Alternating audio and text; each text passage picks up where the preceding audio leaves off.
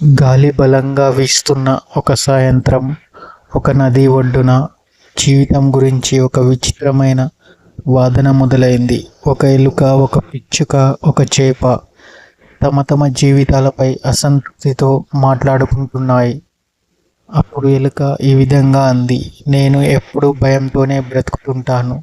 ఎవరైనా పట్టుకుంటారేమోనని, ఎక్కడైనా ప్రమాదం వస్తుందేమోనని ఇలా దాక్కుంటూ బ్రతకడం లైఫ్ అనిపించడం లేదు.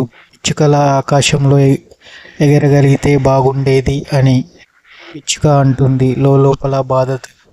ఎగరడం ఉన్న ప్రశాంతత లేదు. ఎప్పుడు గాలి ఎలా మారుతుందో తెలియదు. ఆహారం కోసం ఎక్కడికైనా వెళ్ళాలి. చేపలా ఒకే చోట ప్రశాంతంగా ఉండే జీవితం ఉంటే బాగుండేది అని. అప్పుడు చేప ఈ విధంగా అంటుంది: ప్రశాంతత అంటావా? ఈ నీళ్ళల్లో నేను కనిపించకుండా ఉన్నాను, కానీ ఒక్కసారి గాలికి బయటికి వస్తే నేను బ్రతకలేను. ఎలుకల నేలపై స్వేచ్ఛగా తిరగగలిగితే బాగుండేది అని అంటుంది. ముగ్గురు తమ జీవితాన్ని ద్వేషిస్తూ ఇతరుల జీవితాన్ని కోరుకుంటూ మాట్లాడుతున్నాయి. అప్పుడే ఒక పెద్ద అల వచ్చింది.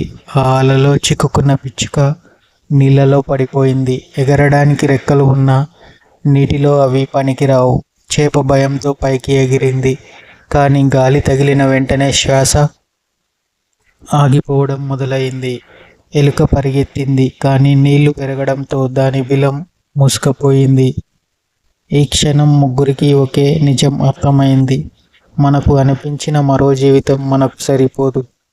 మన బలమే మన ప్రపంచంలోనే పనిచేస్తుంది. కొద్దిసేపటికి పరిస్థితి సద్దుమణిగింది. పిచ్చుక మళ్ళీ ఆకాశంలోకి ఎగిరింది. చేప మళ్ళీ లోతులోకి వెళ్ళింది. ఎలుక మళ్ళీ తన బిలం తవ్వుకుంది.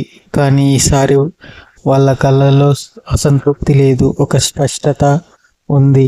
ఇతరుల జీవితాన్ని ఆశించడం మన జీవితాన్ని అవమానించడం లాంటిదే.